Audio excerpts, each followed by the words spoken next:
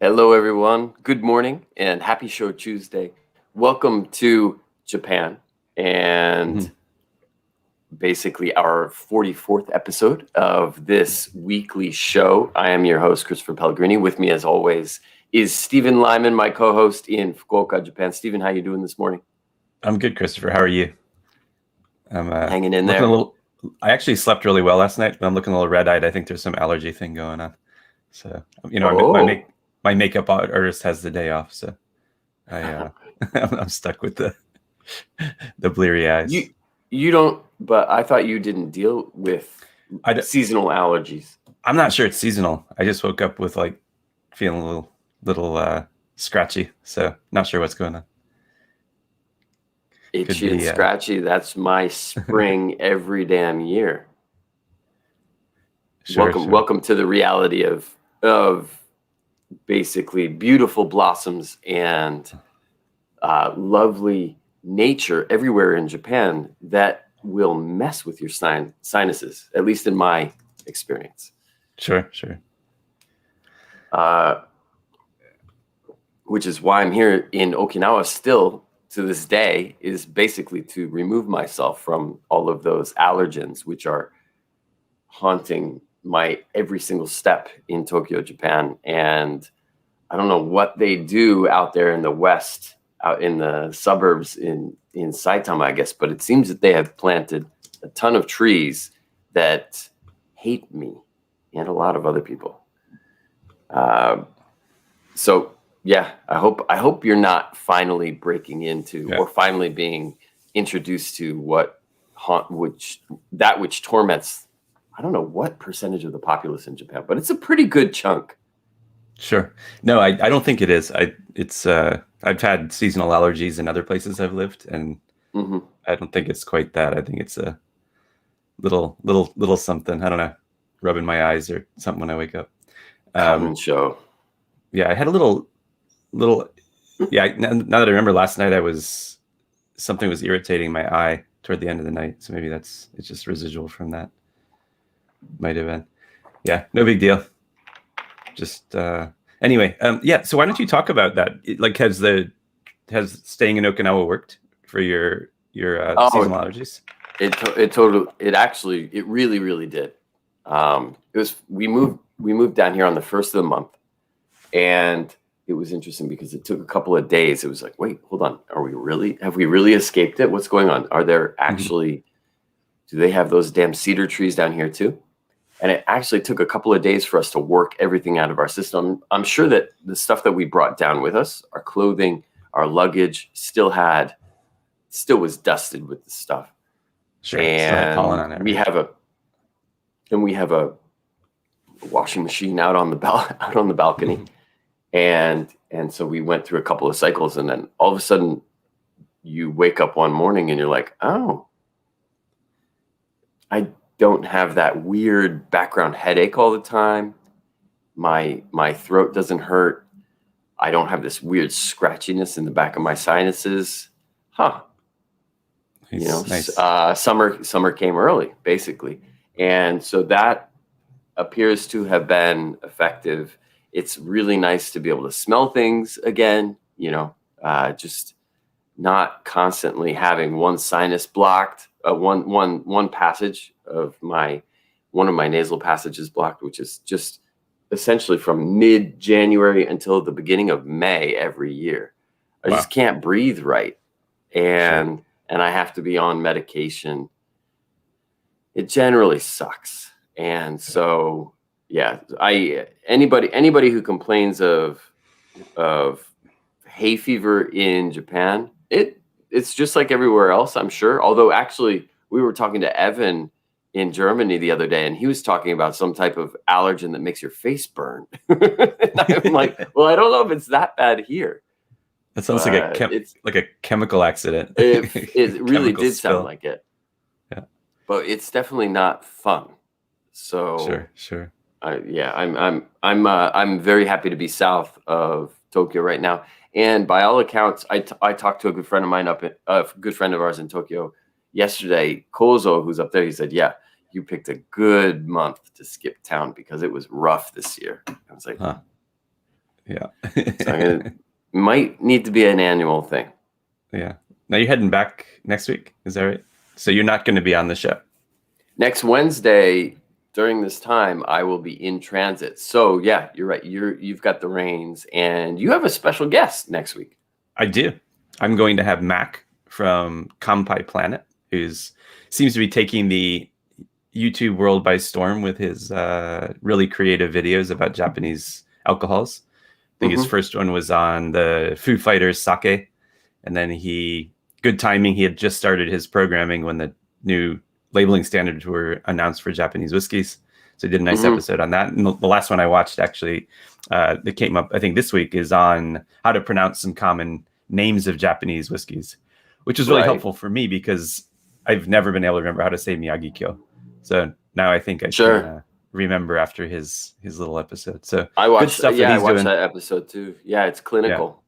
Yeah. So on YouTube, Kampai Planet, Mac's a good guy. He's been a friend of Christopher's for a long time, and I've gotten to know him a little bit.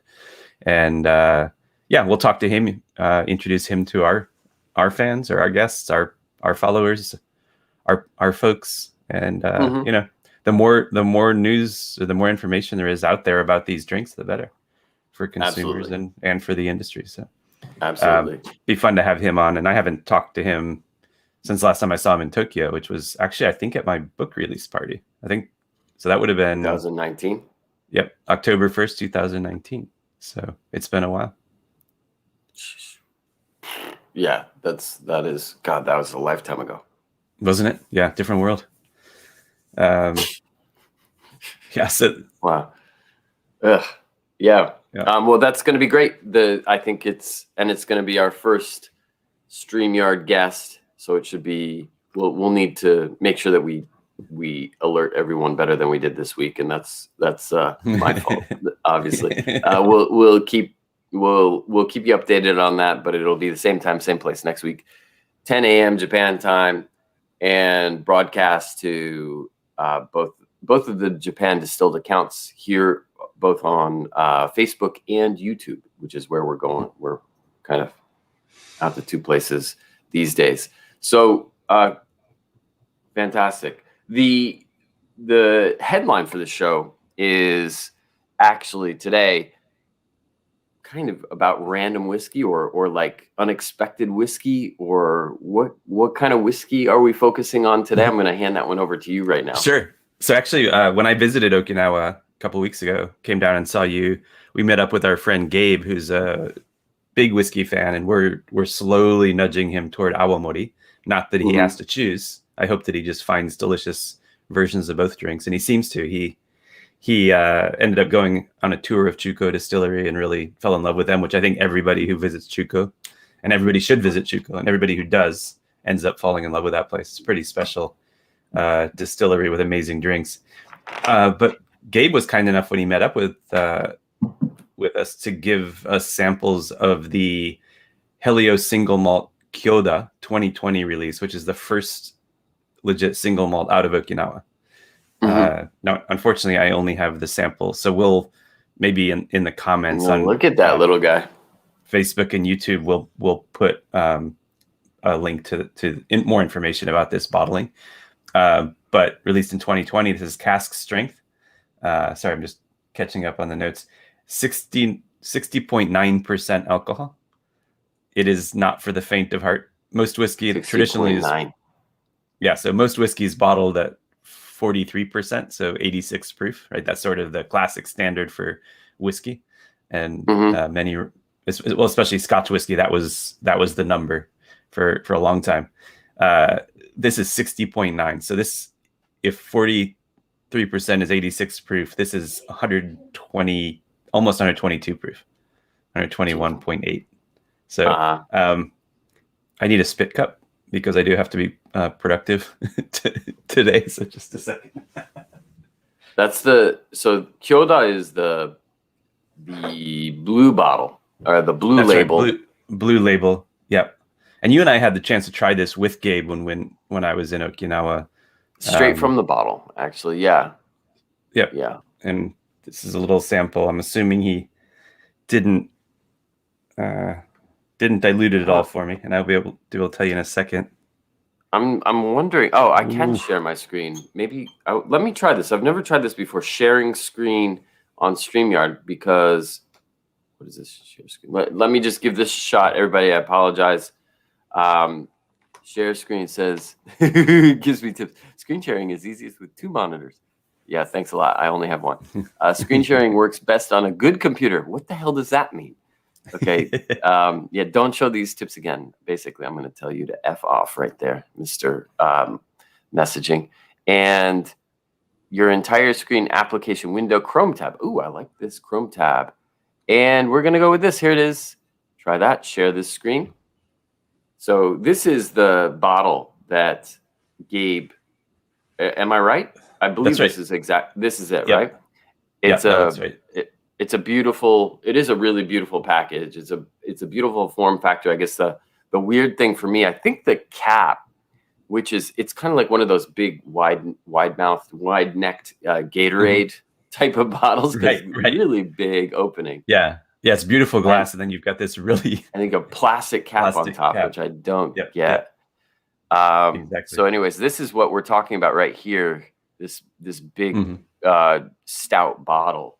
So I'm going to stop sharing. And back to you. Yep. Yeah, there's a nice article, nice write-up about it on pneumonication.jp, Whiskey Richard's website. If anybody wants more information, maybe we'll drop the link to that in the show notes. And you can see the color. I don't know how well you can see the color. Let's see. Where's my almost white background? It's actually not that dark. It's it's a little bit on the light side. It's probably it's a gold, but it's a light gold. And that's because it's not that old, right? They just started making malt whiskey at the Helios Distillery in the last few years. In 2017, actually. So this is still 2017, bottled 2020. So I think they just waited for the minimum 3 years and got this color out of it, which is, it's fine. It's nice. But and that's 60.9%, you said, right? That's right. Cask strength, 60.9% alcohol.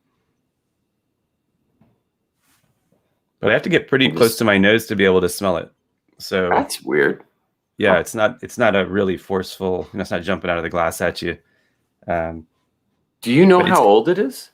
It's 3 years. It is 3 years. Okay, so it is an actual whiskey. Gotcha. Yeah, 2017, bottled 2020. And I don't think people really saw this coming. I don't think Helios they played it close to the vest as to when they were going to release their first one. They've been doing little bottlings. They've been doing some world blends. They've been doing some Awamori casked and then sold as whiskey. They were doing all sorts of things just to get into the whiskey game, but they got their whiskey making license and then they started distilling, and this is their first official product.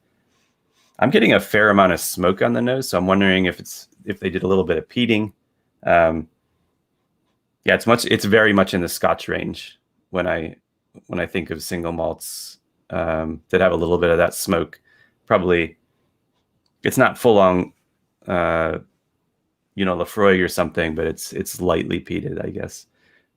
It's I guess it's what is it? Springbank, right? Springbank does Hazelburn, which is their unpeated, Springbank, which is lightly peated, I think, and then I think it's Longmore or Longrow is their peated. So it's sort of, it would be in that lightly peat. Is probably what I put this. Yeah, definitely some ash. Haven't tried it yet though. This came out, I guess it was about $110 a bottle US is when it came to market. So this is, for 3-year-old, that's pretty, especially with the Gatorade cap. That's pretty the Gatorade cap. I've never seen it. I've never seen it on a shelf. Yeah, I haven't either. This thing that I threw up before, which is was it Rakuten? What was it? No, it wasn't. It's the Helios website, and they say on here, 11,000 yen. Appears they still. Oh no! It's sold out. It is sold out on their website, so you cannot get it directly from them. I have no idea where to source it these days. I don't know where Gabe got it either. I imagine he pulled it off the shelf of some random liquor shop down here in Okinawa. Mm-hmm. And I'll be honest, I think it's a little bit unbalanced on the nose. It's not, it's young. and it's also their first time trying it. Mm-hmm. Kyoda. Kyoda, yeah. Do you know what that means? I don't actually. I was looking at I was trying to.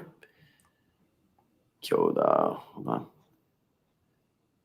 What is that? Let me find an actual, not the artistic label version. How do you actually spell that damn thing?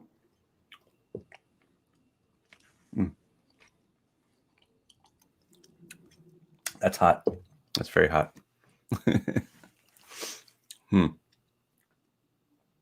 Kyo.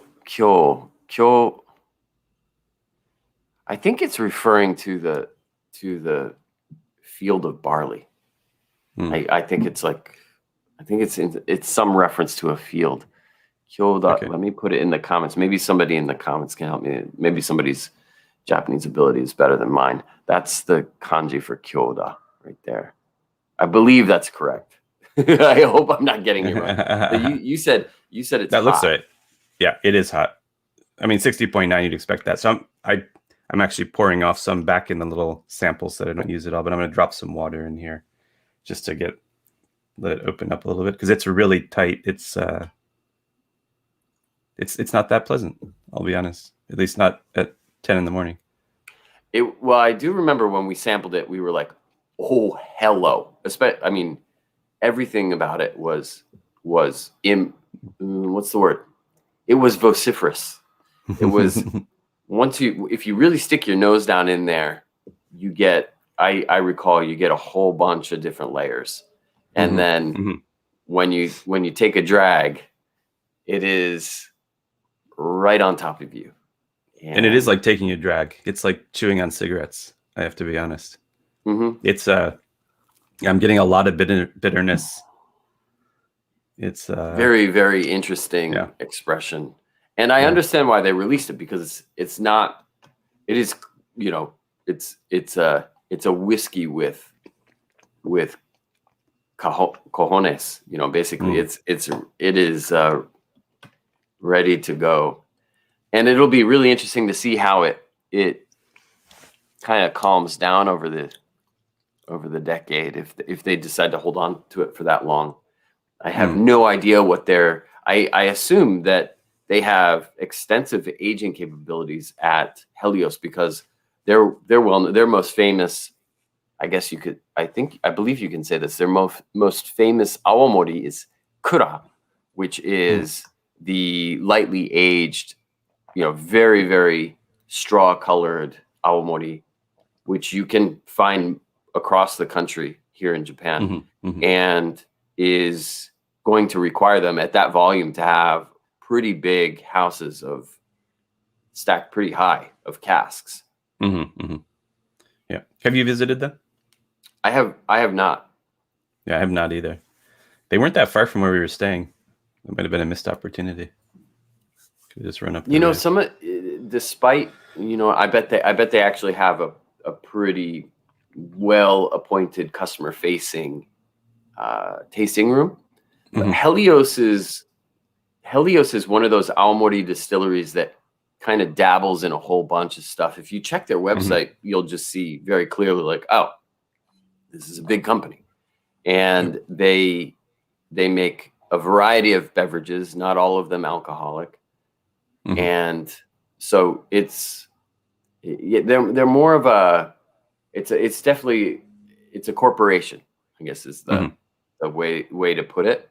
And so when you talk to people about awamori, they of course know kura, but you'll also find, and apologies to Helios, but you'll find a lot of really good awamori bars that don't stock any of their stuff down here. So it's just kind of that type of is it political? I suppose it is a little bit, but it's also just they're big, Sure, and they're not even the biggest awamori distillery in terms of shipments of awamori.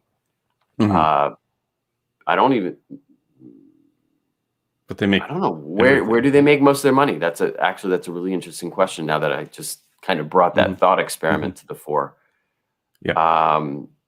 And Brett just Brett just clocked in with a comment on Facebook. He says he looked it up. It's the name of the area where Helios is located in Nago City, Okinawa. Okay, well, that makes perfect sense. So thank you for that. Sure.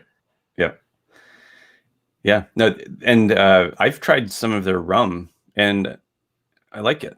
Like, it's in that Japanese funk. They do have their Helios rum, which is their 40% alcohol main brand. They also make that one that's called Kokutoshu. It comes in the heavy black bottle with the black label. I saw it in all the gift shops when I was in Okinawa on my last trip. Okay, I'll have to keep my eye out for it. I haven't tried it. Not sure if you've seen that. Yeah, but the Kokutoshu is 50% ABV, so a little higher proof than you see for a lot of Japanese rums, and that wasn't a bad drink either. But yeah, this whiskey, I think it needs more time. I don't know why I poured off some of the sample back into the sample to keep it, because I'm not sure next time I'm going to want to go back to this. Maybe it'll off gas a little bit, and it'll be a better expression. And yeah, maybe in 6 years. Can I secondary cask age it? I think maybe that's my next home project, is to start acquiring casks now that I've got all these clay pots littering. Yeah, because you have tons of space for that. Last week I had my last week we showed off all of the new ceramics that I got, and I got the really big pot, the 5.4 liter.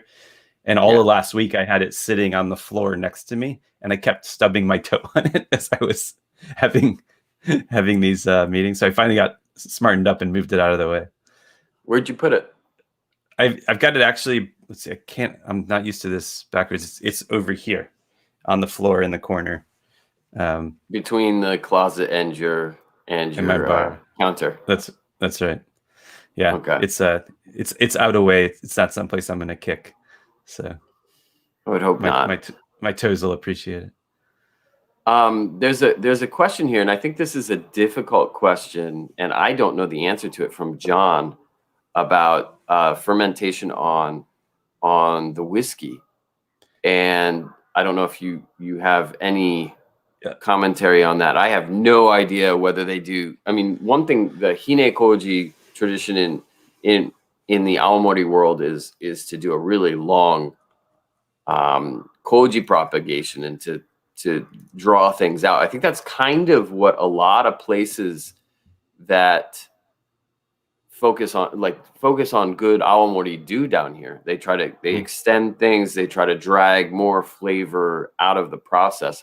I wouldn't be surprised if they did something similar with the whiskey fermentation. Now, you said it's an all malt.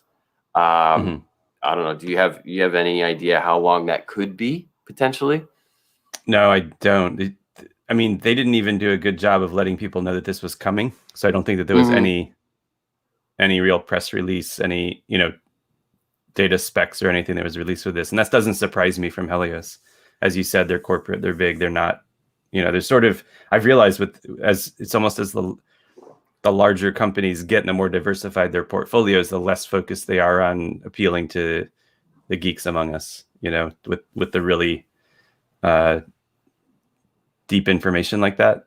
Yeah, but I guess maybe his question is because, but 60% isn't unheard of for casking, right, in other whiskeys. No, so I don't think that's. So I'm kind of curious why John had that question, but yeah, no idea, unfortunately, and I don't think Helios is going to be just forthcoming with that sort of information. I think some of the smaller distilleries are going to be all over that. The ones who are just whiskey focused and aren't also making local fruit juices and sodas and stuff. So, yeah, it'll. I think there's a lot more of this in the future. There's tons of places apparently that have applied for whiskey licenses. It doesn't seem like the government is being as precious with them as they have become with other types of licenses. And for instance, you can't. There are no new shochu and aomori licenses issued. There's a finite number. In order to get one, you got to buy somebody else out, which happens occasionally and has happened a couple of times in the last year that we are aware of. I'm sure there's more instances that we are not, and we're not allowed to share that information at this time. But it's hell. if I could get my hands on one of those licenses, then I would. But yeah, it's just, it doesn't, they just do not want any further true diversification of the industry. They don't want it being corporatized, as it is obviously very likely to be. And the folks that still have those licenses, even if they're not using them, are loath to give them up to the wrong interests. So, you know, basically when they do change hands, sometimes it's still the same face making the stuff, and then whoever is in the background's collecting some percentage of the profits, oftentimes doesn't really have any strong input in what is being made by that that distillery. Really, really interesting dynamic. And I guess it makes sense when there's only several hundred of these licenses available. I think that's probably what it is for an Otsurui Shochu license, you know, what essentially becomes a Honkaku Shochu license, or a Ryukyu Aomori license. There's really in the order of several hundreds of them. And well, let me ask you a question on that, because there are obviously more sake licenses out there, and a lot of sake breweries are distilling their lees to make Kastori Shochu. At least traditionally they were. Does a sake license give you permission to distill? I don't believe it does. No, you think it's a separate license? It's a separate license. Then my guess is that there's a lot more of those licenses than we realize, because there are a lot of sake breweries that have or can distill. Actually, I'm gonna backtrack on one of that comment just now, because you're right. I mean, if anywhere you go in Japan that has sake breweries, you shake a stick, you hit 5 bottles of Kastori Shochu. Yep. I believe it's a separate license, but I wonder if it's some sort of piggyback license. Maybe easier to get if you're already brewing sake, then apply for this supplemental thing. And that's an interesting question. Anybody out there who is listening right now, or who listens in the future, I'm surprised I never thought about that before. It's crossed my mind. It wasn't front of mind enough to actually ask anybody. Well, here's a question that follows on. I mean, and I've been to close to 200 distilleries in this country. I've been to maybe only a couple dozen sake breweries, and I'm trying to think of when I go into the gift shop, how many of them, or into the tasting room, how many of them have a korui shochu, or not a korui, a kastori shochu, and actually not that many. Actually, in my experience, when you go into the tasting room, at least not displayed, I have infrequently happened upon a bottle of Kastori Shochu in my own personal experience. I'd be interested to hear what other people have experienced themselves. Do you run across a lot of Kastori Shochu when you go to different breweries across Japan? My answer is not often. Yeah. How about you? Yeah, I think for me, so many of the sake breweries I visited have been in Kyushu, where there's a strong distilling tradition, right? So, but there are dedicated sake breweries that will have a still tucked into a back room.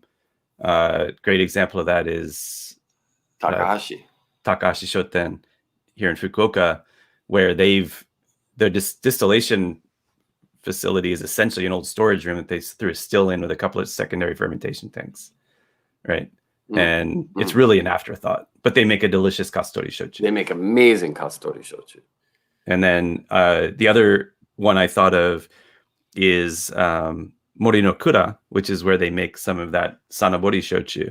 And that's also, they only make something from their lees. They're not making, no, I take that back. Actually, they're making barley and they're making rice shochu on top of the sake lees product. So they have a more dedicated distilling facility at Mori no Kura, even though they're predominantly known for their sakes.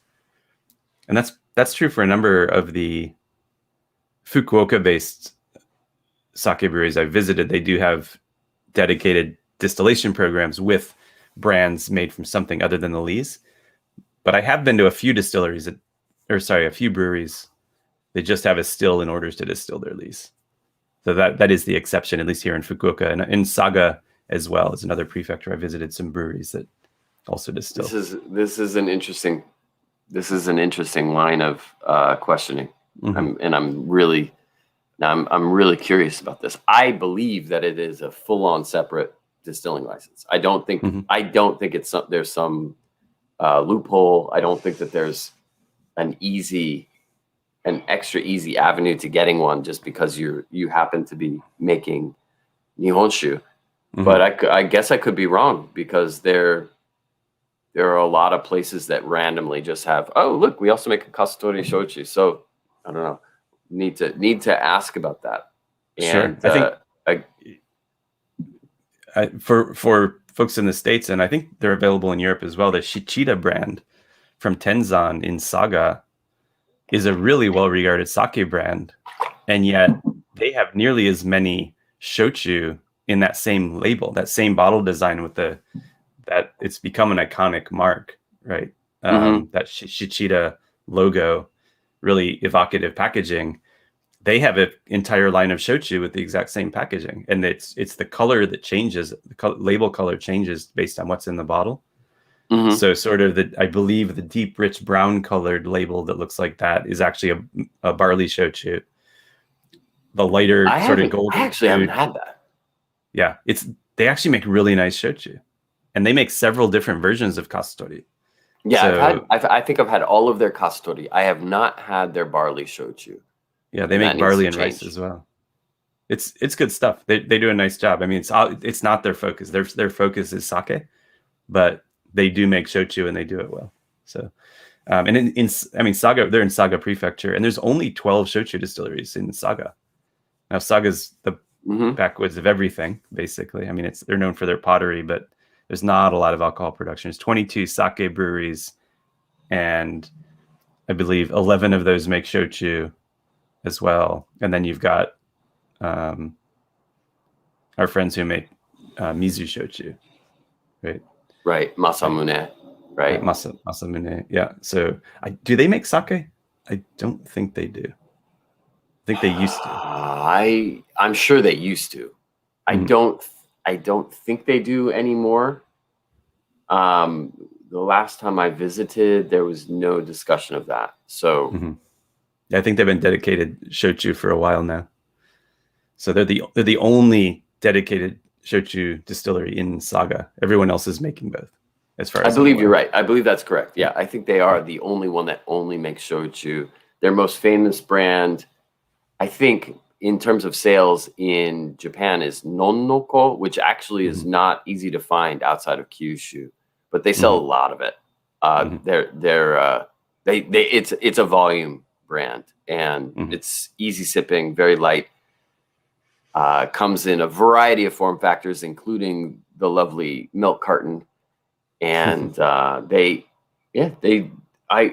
have a lot of respect for them, actually, because they're experimental. What they make is always good, and they are right next to the pottery, the heart and soul of pottery in Saga, which is Arita.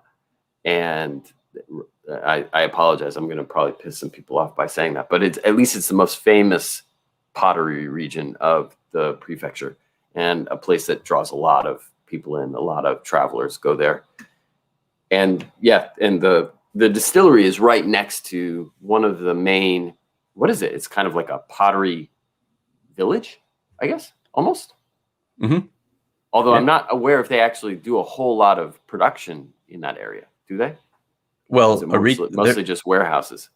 They're in Arita, right? And Arita is Arita Yaki, which is famous pottery in Japan. That's actually the place where they were first making the china, right? The sort of the white porcelain that we in the West often call china. Arita was the main production region for that, in the first place in Japan where that style was being produced. And so that's what that is. It's more of a museum and an ode to that tradition, right? Where you can buy the actual, it's not necessarily being made right next to the distillery.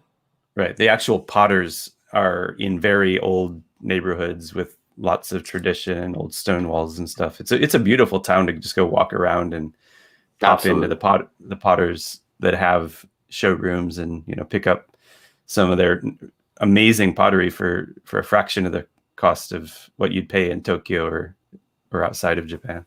So Yeah, no kidding. it's a nice place to visit. Well, that took us pretty far afield. We went from the Helios whiskey to Custody We're Shochu climbing north. And to while we're at Arita. it, Yeah. I mean, one thing I wanted to talk about, which we didn't, I mean, we're circling in on a full year of Shochu'sday. And, you know, this is episode 44. And it brings us to spring. And there is a bit of seasonality to shochu releases. I haven't seen so much of it with Awamori, but there is a spring shochu tradition now. Tradition. I mean, it's not that old. I would say I've seen these, and they are invariably pink or magenta or some hue therein of these expressions of shochu that show up usually around sakura season. You know, it's the time of year when everything's blooming, and we talked about it at the top of the hour how that wreaks havoc on my allergies. But one of the good things related to those blossoms is that it inspires shochu makers and, of course, sake makers as well. Armando just said kahun shochu. Oh man, yeah, exactly. You know, it's one of those things that is the seasonality of everything in Japan has obviously started to affect the shochu industry. Last year, we did a couple of shows on summer shochu, which we'll get to again before too long. And the pink labels, and I'm gonna show you exactly what I'm talking about. The one that always comes to mind for me is this guy here from Satsuma Shuzo, and it's their spring. It's the Sakura Shiranami. Yep. And it's invariably, and you just by looking at it, you can almost imagine what this is going to smell and taste like. It's a very light, floral, sometimes fruity expression. You're kind of like, what did they use here? Did they use yellow koji? What did they do? It's still sweet potato shochu, but it's just a totally different approach to it that tends to be lighter on the nose, lighter on the attack, lighter in every single way. It's a featherweight shochu, I think you could probably say.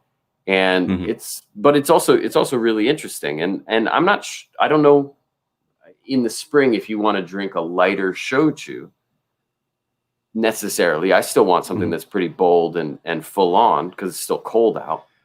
But sure, but yeah, if you're talking about hanami, right? You're talking about cherry blossom viewing. You want something to session, right? People are usually drinking beer or wine spritzers or highballs or maybe a little bit of sake. Not highballs, like chuhai, right? Because people lug their booze out to the park, right? So I can imagine, like, if you want a session, you bring a bottle of soda, some ice, maybe minus ice, and a bottle of, you know, some fruity, you know, floral shochu. It's not the worst thing. I think you're right. I think it is another subcategory that's intended for bubbles. Yep. Or mizu, just mixed with water. That's what so I've been experimenting a lot because I brought a lot of awamori back, obviously from Okinawa. And I do tend to, when I want to dilute heavily, I tend to default to soda as what I dilute with because I like the effervescence. And I think, as I've mentioned before, I haven't been drinking beer this month, which I'm really, really starting to miss. But so I want that effervescence. But what I realize is with the awamori that I brought back, often I like it better mizuwari than sodawari. The effervescence takes away the buttery mouthfeel, right, that you get in so many awamori because they tend to be pretty lightly filtered. So you've got these nice oils that coat your mouth and give you a long finish. That disappears almost entirely when you put soda in it. So I'm moving back toward mizuwari with my awamori. That's interesting. And I think that's probably why it goes so well with coffee, right? Why the coffee wari, you know, mixing awamori with coffee over ice is so nice because because coffee has natural oils in it as well. Sure. Right. So you're sort of doubling up on those natural oils. You're getting a nice long finish. You're getting a little bit of bitterness from the coffee, a little bit of sweetness from the awamori, and ends up being a really, really pretty drink. So good stuff.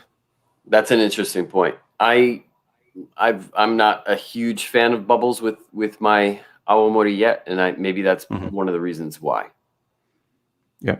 I think more with the Ippanshu, the lighter or newer awamori, it's not not such a big deal. But like with the aged stuff, you definitely need, if you're going to cut it, you cut that with water, in my opinion. Yeah. Although there are, like, I guess the ones that have worked well for me with soda are the Chuko, like the mango yeast from Chuko. Again, something that may actually be created with the intention of being cut with sparkling water. Yeah. Yeah. Fruitier expression. Right. And then what was the one that we had at the distillery? I keep forgetting the name, but it's like the Dream Boat Cruise or something like that. Shoot. Yeah, I keep doing this. They recently re-released it as it used to be a popular brand. Like, I think they told us it was like the most popular brand in Okinawa 20, 30 years ago. And it fell out of favor. Nantoka. Yeah. Damn it. Yeah. I'm going to look it up. All right. But this awamori was apparently like one of these full-on stinky old school awamori, and it was like what everybody was drinking back in the day, 30 years ago. And it just completely fell out of favor as people started to enjoy lighter styles. And they re-released it a few years ago as a completely light, bright, fruity awamori. And that stuff is great with soda. It's Yume Kokai. Yume Kokai. Yep. Can you there it is. I found that maybe. Yeah. If you got a good version. Yeah. Oh wait, not invite. Sorry, folks. There's too many damn controls in StreamYard. Actually, it's not that bad. If you're used to Zoom, it's kind of not that dissimilar. And it's going to let me share a Chrome tab, and I need to share this Chrome tab. This is not an elegant process, I understand, but here is. Oh, it changed. Get out of here. No, it's this one. There you go. Let's sail towards our dreams. Is the catch copy there? Yeah. So young awamori, it's going to keep doing that. They make amazake as well, which is what it keeps switching to. And this comes in the cartons and everything. And this is available at my local Yamaya. I may have to pick up some of this. It's really, really nice with soda. Yeah, see, they're recommending it there, right? Yeah, you can see Yume Kokai with tansan, with bubbles, and then fruit. So they've recommended, down here in Okinawa, they have a bunch of like citrus that is not necessarily, certainly not indigenous. It's not even really available in other parts of the country. I think one of them is it Tankan, I think, is the one that I run into all the time. And Kyushu's well known for having citrus fruit from all sorts of kind of rare citrus that you can't get anywhere else. This is the Korabo Design. I don't know who they collaborated with. I guess it was this guy, Dotoku 460 Inc. Shiroma Hideki is maybe the designer, and then this is our friend Oshiro Shacho, who is the head of Chuko Distillery. I'm not sure that we're seeing what you're seeing. Oh, for real? It didn't switch over.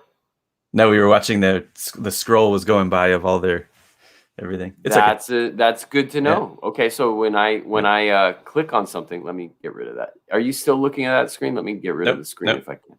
Nope, we're back to us as far as I can tell. Weird. Okay. Yeah. Well, then I guess this is why they recommend two monitors.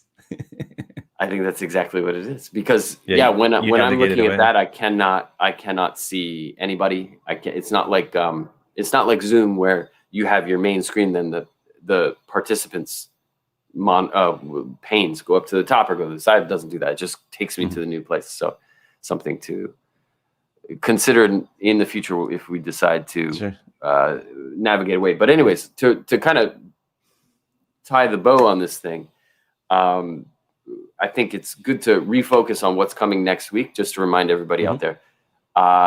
so this episode number 44 was a little bit about some of the things that have come to our attention recently, as it often is. We always do it that way. Mm-hmm. And next week is going to be all about Kampai Planet, which is run by a good friend of ours, Mac Salman, and his new endeavors to basically give life to his passion for Japanese drinks. And while here on Japan Distill, we're focused on spirits, he is an equal opportunity love giver.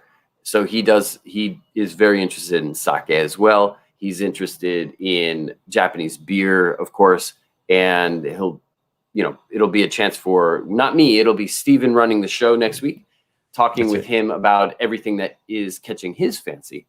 And he is a very, very strong mover and shaker in the video realm. So if you haven't had a chance if you haven't been acquainted with Kampai Planet, do your homework. Go over there and watch a couple of his shows. They're very well put together. They're very well thought through. And the most recent one, in terms of the whiskey pronunciation, and it focuses on Suntory and Nikka brands, is a good rundown. It's a catalog of a lot of the stuff that they make, and I think it's a decent introduction to the big players in that space. Yep. It sounds like he's going to be doing future episodes on pronouncing some of the smaller players, newer brands, that sort of thing. So yeah, good stuff that Mac's doing. We'll talk to him next week. Looking forward to that. Yeah. Same time, same place. I'll make sure to get this stuff out there sooner. Yeah. He was doing, so Maxian Planet was his other entity, which was really focused on inbound tourism. Right. And then obviously things have changed. He had some free time on his hands and he decided to do this Kampai Planet, but I'm sure we'll hear more about how all that came about on next week's episode. That'll be a good one. Our first guest on the StreamYard edition of Japan Distilled. So I think that's a wrap for today. It is. Yep. Good. I survived the 120 proof whiskey. I gotta say, I'm kind of glad that I didn't have that in front of me today. Although I am a little disappointed. This is one of the first episodes in a long time that I've not tasted something during the show. So I'm not gonna lie. I feel a little weird today, and but maybe it'll just be the first Wednesday in the last 40 weeks that I don't drink before lunch. So maybe that's a good thing. Anyway. To everybody out there around the world tuning in, and I know we have a few people still with us. Thank you very much for your ears. Thank you very much for your minds. Thank you, in some cases, very much for your livers. We will be back again next Wednesday, 10 a.m. Japan time, for the next edition of Japan Distilled, episode 45. And until that time, to everyone out there in Japan Distilled world, from both Stephen and I here in Japan, a very hearty and heartfelt Kampai. Kampai.